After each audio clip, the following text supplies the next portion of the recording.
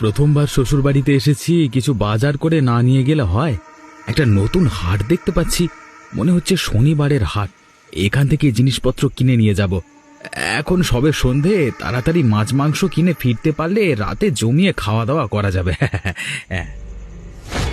ওরে বাবা, এরা কারা? কি ভয়ানক দৃশ্য! ভূত কেন বাবা গো? এখানে তো মানুষের কাটা দেহ বিক্রি হচ্ছে। জ্যান্ত মানুষ এসেছে দেখছি আমাদের শনিবারের হাটে। তোকেও এরকম কেটে বিক্রি করব। আমাকে ছেড়ে দাও, ছেড়ে দাও, আমাকে বাঁচাও, বাঁচাও, মেরে ফেললো, বাঁচাও। কি হয়েছে রমেশ? কোথায় গিয়েছিলে তুমি? তোমার এরকম অবস্থা কেন? বাবা, বাবা, আমি যা দেখেছি তা আপনাকে বলবার নয় বাবা। কি দেখেছো তুমি? তোমাকে দেখে মনে হচ্ছে তুমি ভয় পেয়েছো। আমি গিয়েছিলাম রাতে যাতে ভালো রান্না হয়, সেজন্য কিছু মাছ আর মাংস কিনে আনতে। কোথায় গিয়েছিলে তুমি? আমাদের গ্রামের একদম শেষে, যেখান থেকে দ্বিতীয় গ্রামের শুরু হচ্ছে, সেখানে শনিবার সন্ধ্যার হাটে। কি দেখেছো তুমি? সেটা একটা ভুতুড়ে হাট। ওখানে অনেক ভয়ানক ভয়ানক চেহারার সব ভূত পিশাচ মানুষের কাটা দেও বিক্রি করছে। ওর বাবা, কি ভয়ানক! তুমি এই গ্রামে নতুন এসেছো, কিছু জানো না, কেন গিয়েছিলে তুমি? আরে বাবা, আমি কি জেনে শুনে গেছি নাকি? কমলা ঠিকই বলেছে, তুমি যে প্রাণ নিয়ে ফিরে এসেছো এটাই অনেক। কি আর বলবো, আমি মরতে মরতে বেঁচে ফিরেছি। আর একটু হলে ওরা সবাই তেড়ে এসে আমাকে খুন করে ফেলতো। আর যদি আমাকে মেরে ফেলতো তাহলে হয়তো আমাকেও কেটে ওভাবে বিক্রি করতো। উফ, কত রক্ত! মানুষের হাত পা কাটা, মুন্ডু পড়ে আছে চারিদিকে, কি ভয়ানক! দেখো বাবা, তোমাকে আমি সব খুলে বলছি। গ্রামের নতুন জামাই হওয়ার কারণে তুমি হয়তো বুঝতে পারছো না যে এই গ্রাম তোমাদের গ্রামের মতো নয়। এখানে অনেক এমন বিষয় আছে যেগুলোকে এখানকার মানুষ এড়িয়ে চলে বা ভয়ে সেখানে যায় না। বিশেষ করে ওই জায়গা, ওখানে যে যায় সে আর বেঁচে ফিরে আসে না। কিন্তু যা হচ্ছে এগুলো তো চলা ঠিক নয়। তুমি কি তার ঠেকা নিয়ে বসে আছো? কি ঠিক কি ভুল সেটা তুমি ঠিক করার কে শুনি? তুমি বুঝতে পারছো না, আজকের যুগে এসব ঘটনা চলতে দেওয়া একদম উচিত নয়। কিন্তু তুমি একটু বোঝবার চেষ্টা করো, যে বা যারা এসবের পেছনে জড়িত আছে তারা খুব ভয়ানক লোক। তারা নিশ্চয়ই পিশাচ সিদ্ধ। তারা যা খুশি করতে পারে। এই গ্রামের প্রচুর মানুষ এর আগে মারা গেছে। ওগো, ওগো, তুমি একটু আমার কথা শোনো। যেখানে যেমন নিয়ম তা মেনে চলার চেষ্টা করো। এখানে তুমি দুদিনের জন্য অতিথি হয়ে এসেছো, সব বিষয়ে মাথা গলাতে গেলে বিপদ ডেকে আনবে। আমি কোনো কথা শুনবো না, আমাকে জানতেই হবে এর পেছনে কি আছে। ঠিক আছে, তুমি যখন নাছোড় বান্দা, তখন এইসব ব্যাপার নিয়ে পরে ভাবা যাবে। এখন এসো, খেয়ে নাও। তোমাকে অনেকক্ষণ থেকে দেখছি চিন্তিত মুখে বসে আছো। চা তো ঠান্ডা হয়ে গেল, খাবে কখন?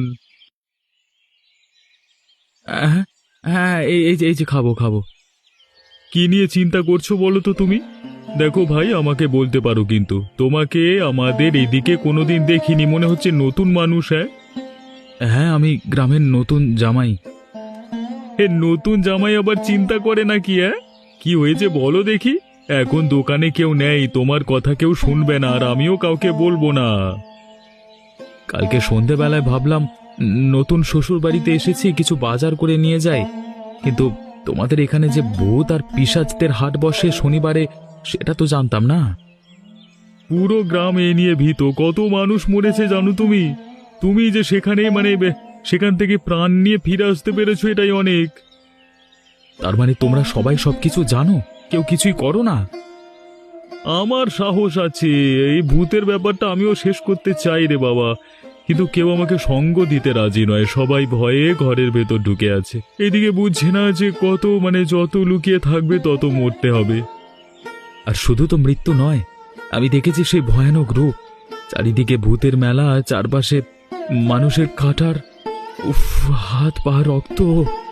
কিন্তু কিন্তু তুমি কিভাবে আটকানোর কথা বলছো? তুমি কি পারবে?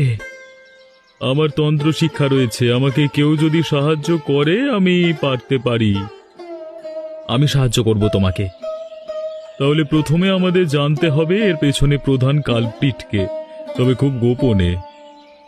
ঠিক আছে, বুঝতেই তো পারছো দিনকাল ভালো নয়, বাড়িতে আবার সবাই চিন্তা করবে। আমি এখন যাই, হ্যাঁ, বাকি কথা কালকে আলোচনা করা যাবে। আমিও তন্ত্রমন্ত্রগুলো ভালো করে একটু ঝালিয়ে নিই। হ্যাঁ রে কমলা মা, রমেশকে তো দেখছি না, সে কোথায়? বাবা, চিন্তায় চিন্তায় আমার মাথা খারাপ হয়ে যাচ্ছে। যবে থেকে এই গ্রামেতে এসেছে কি যে করছে কিছুই বুঝতে পারছি না। কেন, কোথাও বেরিয়েছে নাকি? বেরিয়েছে তো বটেই, তবে কোথায় যে গেছে বলে যায়নি। সে কি কথা, দিনকাল ভালো নয়, এর মধ্যে কোথায় গেল বলে যাবে না, তার মধ্যে আবার কালকেই ওসব ভয়ানক ব্যাপার হয়েছে। কাল অনেক রাত পর্যন্ত ঘুমাতে পারেনি, ঘুমের মধ্যেও কি সব বকবক করছিল। এ তো লক্ষণ ভালো দেখছি না, আর কিছু হয়েছে? খুব ভয় পেয়ে গেছিল মনে হয়, মাঝে মাঝে চিৎকার করছিল ঘুমের মধ্যে, আর বলছিল কারা নাকি গলা টিপতে আসছে। ঠিক এইভাবে গ্রামে অনেক লোক মারা গেছে রে, তুই একটু সামলে রাখিস। আজ আসুক, আমি ভালো করে কথা শোনাবো ওকে। দেখ, যে যা পারে করুক, গ্রামে যাই হোক, কিন্তু তোদের জীবনে যেন তার ছায়া না পড়ে এটাই চাইবো। আমাদের জীবন তো শেষ হয়ে গেল, কিন্তু তোরা দুদিন পর নিজেদের বাড়ি ফিরে পাবি, তাই তোদের এই সবের মধ্যে জড়ানোটা উচিত নয়। আমিও তো সেটাই বোঝানোর চেষ্টা করছি ওকে, দেখা যাক কি হয়। কিছু ভাবনা চিন্তা করলে? এত বড় ঘটনার পেছনে নিশ্চয়ই বড় মাথা রয়েছে, আমাদের খুঁজে বার করতে হবে। তুমি কিছু দেখতে পাচ্ছ দাদা? কি দেখবার কথা বলছো বলো তো? ওই দেখো, কতগুলো ছায়া যেন দূর থেকে যাচ্ছে। কোথায়? ওই তো দূরের ফাঁকা রাস্তার দিকে। হ্যাঁ তো, ওই যে শুনতে পাচ্ছ ভুতুড়ে হাসি শোনা যাচ্ছে। আমার কেমন সেদিনের কথাগুলো মনে পড়ছে মহিদ্দা, বুকের ভেতর কিরকম ভয় করছে। ভয় পেলে আমাদের হবে না, তুমি ভেবে দেখো এটাই সুযোগ। কি সুযোগ? শনিবারের হাটে তুমি যাদেরকে দেখেছিলে এরা তারাই, এরা নির্ঘাত কোনো মানুষ নয়, কারণ আমাদের গ্রামের কোনো মানুষ এত সন্ধেবেলায় রাস্তায় বেরোতে সাহস করে না। তাহলে তো আমাদের এখান থেকে পালিয়ে যাওয়া উচিত।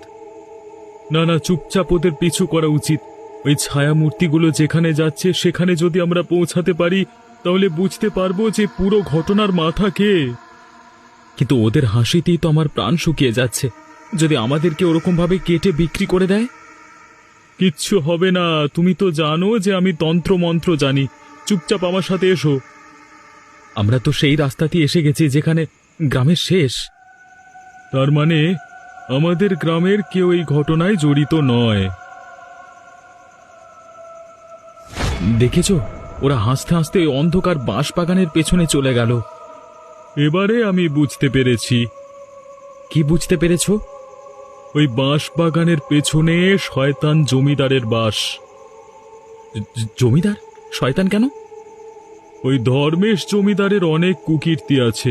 আগে আমাদের গ্রামে থাকতো, তারপর নানান রকম উপদ্রব শুরু করে, তাই জন্য গ্রাম থেকে তাড়িয়ে দেওয়া হয়েছিল। এখন এই বাঁশবাগানের পেছনে বড় ঘর করে থাকে, ওই গ্রামটা শাসন করছে এই ভূতেদেরকে দিয়ে, তাই তো? ওই গ্রামে মানুষ থাকে বলে তো মনে হয় না। সব মানুষকে যদি বাজারে কেটে বিক্রি করে ফেলে তাহলে আর মানুষ থাকবে কি করে? তুমি নিশ্চিত ওই লোকটাই জড়িত?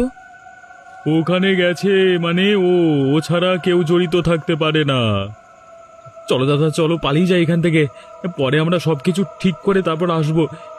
এখন কোথা থেকে যে কি হয়ে যাবে কিছু বুঝতে পারবো না, শেষ পর্যন্ত কোন একটা বিপদ ঘটতে পারে। আমার তাই মনে হচ্ছে এখন চলে যাওয়া উচিত, তবে এর একটা শেষ করতেই হবে আমাকে।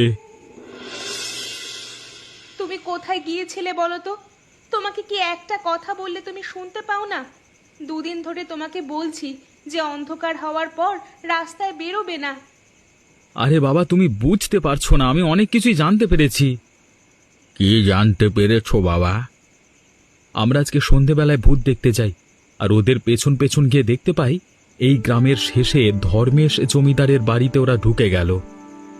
সে কি কথা? ধর্মেশ জমিদার তো ভয়ানক পিশাচ সিদ্ধ। ওর ওই মানুষ খুন, নরবলি আর হিংসের জন্য গ্রাম থেকে তাড়িয়ে দেওয়া হয়েছিল। তার মানে আবার শুরু করেছে। তবে চিন্তা নেই বাবা, আপনি যদি একটু সাহায্য করেন তবে আমি একজন তান্ত্রিকের সন্ধান পেয়েছি। কে সে? কে? চায়ের দোকানদার, মোহিত নাম। মোহিতের বাবা এ অঞ্চলের সব থেকে বড় তান্ত্রিক ছিল। তুমি হয়তো জানো না যে ওর বাবাকে ওই ধর্মেশ খুন করেছিল, কারণ মোহিতের বাবা মানুষের ভালোর জন্য সাধনা করত, আর ওই শয়তান জমিদার মানুষের ক্ষতি চাইতো। মোহিতদা তো নিজেও তন্ত্র সাধনা শিখেছে, আর আমাদের সে সাহায্য করতে চায়। তার মানে তোমাকে বলেনি, হয়তো সে নিজেও প্রতিশোধ নিতে চায়।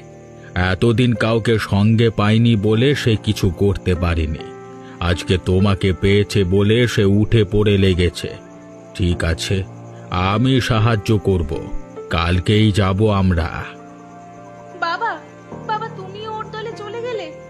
এখন যদি তোমাদের বিপদ কিছু হয় আমি কি নিয়ে থাকবো বলো তো? তোকে একদম চিন্তা করতে হবে না রে মা, আমাদের কিচ্ছু হবে না। ওই জমিদার আমাদের কিছু করতে পারবে না। ওদের শেষ না করে আমরা ছাড়বো না। যাই করো, নিজেদের একটু ঠিক রাখার চেষ্টা করো। দিন দিন গ্রামে যেভাবে মানুষের মৃত্যু হচ্ছে, কেউ যদি ঘুরে না দাঁড়ায় তাহলে এই জিনিস চলতেই থাকবে। আর এটা যে করেই হোক বন্ধ করতেই হবে আমাদের। আরে আজকে তো আমার সৌভাগ্য। একদিন যারা আমাকে গ্রাম থেকে কুত্তা বিড়ালের মতো বার করে দিয়েছিল, আজকে তারাই দেখছি আমার বাড়িতে এসেছে। তুমি যা শুরু করেছো তাতে আসতে তো হবেই। আমাকে অযথা আপনারা ভুল বোঝেন, আমি কিন্তু মানুষ হিসেবে অতটা খারাপ নয়। শয়তান, তুমি কতটা খারাপ সেটা আমার থেকে আর কেউ জানে না বেশি ভালো। পুরনো কথা যখন মনে করিয়েই দিলে তখন বলি, আর তোমরা আমার কিচ্ছু করতে পারবে না। যদি মনে কর